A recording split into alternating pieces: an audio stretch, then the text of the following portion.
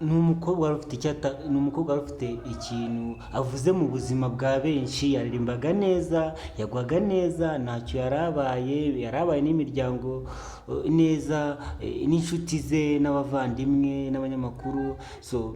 Yaririmbaga neza pe. Yasuye itangazamakuru radiyo Rwanda, yararwariye ku bitaro bya CHUK.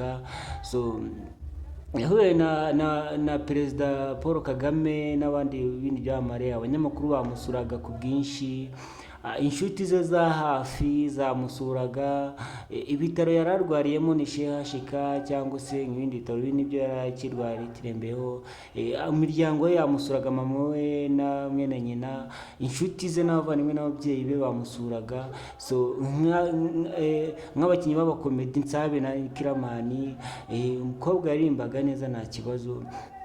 Inshuti ze nazo zaramurwajije, zaramusengeye. Nka King Starboy Comedy nawe yaramukurikiraga online. Abandi bari kumushinyagura hejuru, ariko nta kibazo. King Starboy yamuhumurije, iruhuko twamubwiraga iruhuko ridashira, kuko yari umukobwa mwiza udafite icyo abaye, umukobwa ubona ko uzagira ejo hazaza, uzateza imbere igihugu imbere.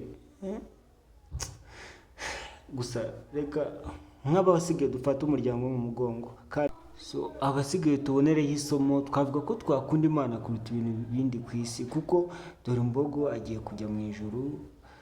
Natwe tuzaza tumusangayo, iruhuko ridashira, umuryango tufate nta kundi nyine, tuzahora nyine tumuzirikana ku mutima.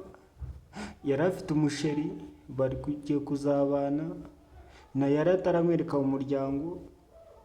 Inshuti ze zamurwazaga n'umusheri we, n'izindi nshuti ze zikamugeraho aho yari arwariye, ariko yari arembye cyane. Kuki tutamusengera ngo agere mu ijuru neza?